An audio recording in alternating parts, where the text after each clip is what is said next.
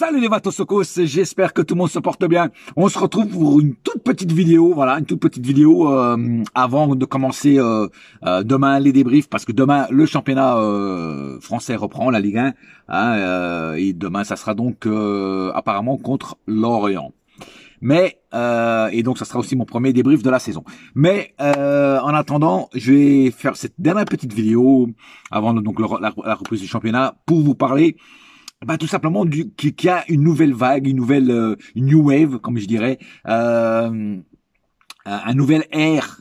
Après le Jurassic Park, nous avons le PSG Park, c'est-à-dire le nouveau PSG, le nouveau visage du PSG, avec de nouvelles règles et de nouvelles modalités de la part établies en fait de la part de Nasser El Khelaifi et sûrement de l'émir et tout et de toute la direction du Paris Saint-Germain. Alors une nouvelle ère arrive au Paris Saint-Germain, oui. Alors ce n'est pas une ère glaciaire, ou plutôt si c'est une ère glaciaire parce que la glace est venue s'abattre sur les joueurs du Paris Saint-Germain qui ne s'attendaient sûrement pas à ça. Alors oui, je vais vous parler donc normalement du départ de Verratti, l'étiquette là, Juan Bernat. Tout ça, ça va, c'est des joueurs que le PSG ne compte plus sur eux. Ils ont été informés de ça. Et évidemment, Neymar. Alors, quand je disais sur la dernière vidéo, beaucoup de gens sont venus me dire, ouais, tu m'as déçu, tu crois ça, son père a démenti, je sais pas quoi, patati patata. Avant de parler, réfléchissez. Tu vois, je sors pas un truc comme ça si c'est pas vrai. Alors oui, ça venait de l'équipe, c'est vrai, des trucs foreux. Mais comme je vous ai dit sur la dernière vidéo, l'équipe, c'est 50-50. Ils peuvent dire des fake news comme ils peuvent dire aussi 50% de vérité. Voilà. Et c'est pas parce que ça a été démenti par le père de Neymar, qui est un autre escroc, hein, que c'est absolument vrai. Je m'explique. Dernièrement, ils en reparlent, hein. Ils vont vraiment faire partir Neymar et Neymar veut vraiment partir. Alors il y a beaucoup de pistes, la plus importante et je pense que c'est les seuls qui peuvent payer le salaire de Neymar, c'est l'Arabie Saoudite. Alors donc apparemment ça serait donc vrai, comme j'avais dit la dernière fois. Il y en a plein qui me disaient non c'est pas vrai, je sais pas quoi. La preuve que si, parce qu'ils continuent à en parler et apparemment ça c'est en train de se concrétiser.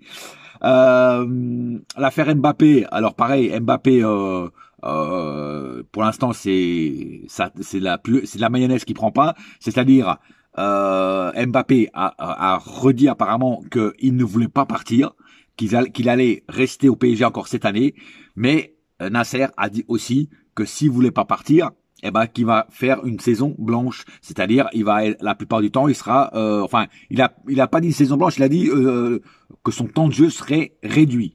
Et je pense que ça sera pas réduit de 5-10 minutes, ça sera réduit sur 90 minutes, ça sera réduit de 85 minutes. Il jouera 5 minutes, 10 minutes, voilà, gros maximum. Voilà.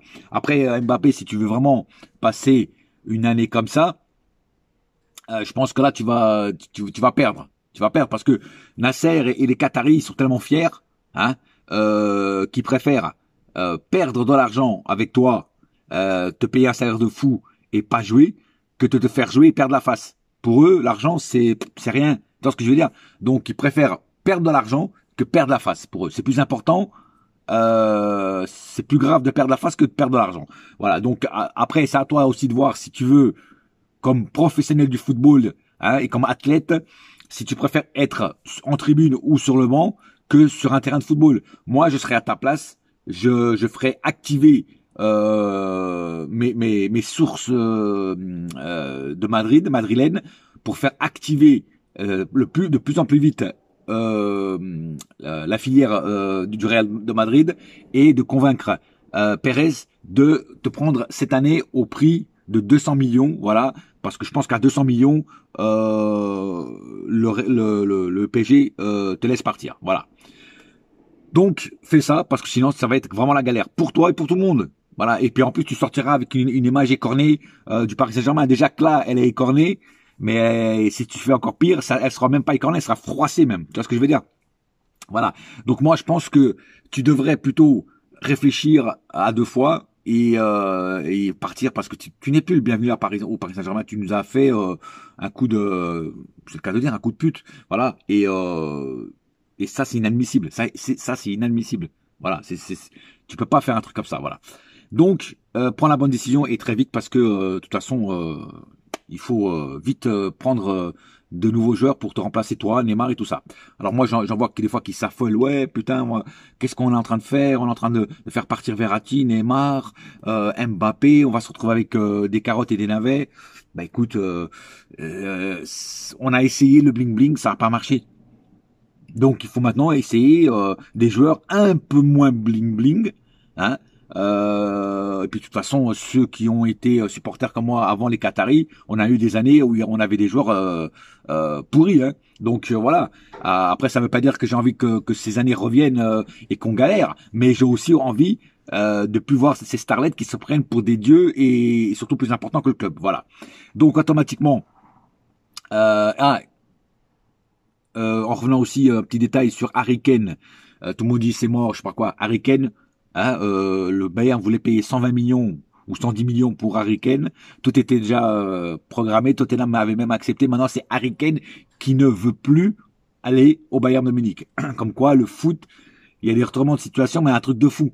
Tu vois, un jour c'est vert, un jour c'est bleu. Tu vois ce que je veux dire? Voilà. Donc, Harry Kane, j'ai toujours un petit espoir qu'il vienne signer à Paris. Parce que ce que j'ai entendu dire, c'est qu'il voulait finalement rester à Tottenham. Mais moi, je sais pas pourquoi je le vois pas rester à Tottenham.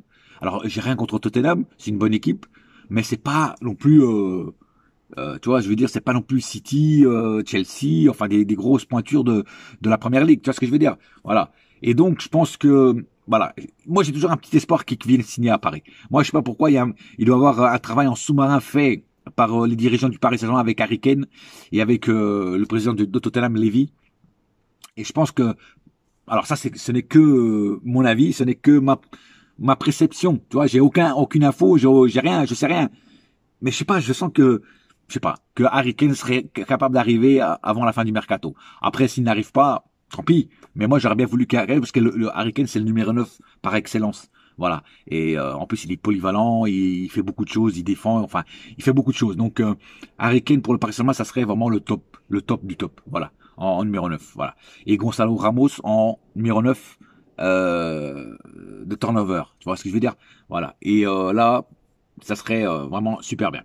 Après, en revenant donc au départ, Neymar, comme je vous l'avais dit, tout le monde m'est tombé dessus, enfin tout le monde, quelques-uns me sont tombés dessus, mais non, tu racontes que des conneries, comment tu peux mettre ça? En plus j'ai mis ça sur un de mes groupes Planète PSG sur Facebook.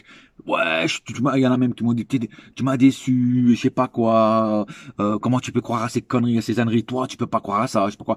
Mais moi, si je mets un truc, c'est pas que j'y crois forcément, j'ai jamais dit que j'y croyais, mais tout, toutes les trucs tournaient dans ce sens-là. Tu vois, le vent nous emmenait vers ce sens-là. Tu vois. Et donc, c'est pour ça que j'ai pensé, et j'ai bien fait, de mettre ce genre d'article en disant que il y a une probabilité que Neymar parte. Voilà. Alors, il n'est pas encore parti, c'est vrai, mais ils sont tous en train de faire le possible pour qu'il parte. Lui, Verratti, par contre, c'est différent. Verratti, c'est entre 60 et 80 millions qu'ils attendent le Paris Saint-Germain. S'il n'y a pas une offre entre 60 et 80 millions, Verratti ne partira pas. Voilà. Par contre, Bernat étiquette, là, cela, il faut qu'ils se trouvent un club parce qu'ils leur ont bien précisé qu'ils ne comptaient pas sur eux. Voilà. Maintenant, on a Lucas Hernandez et Nuno Mendes.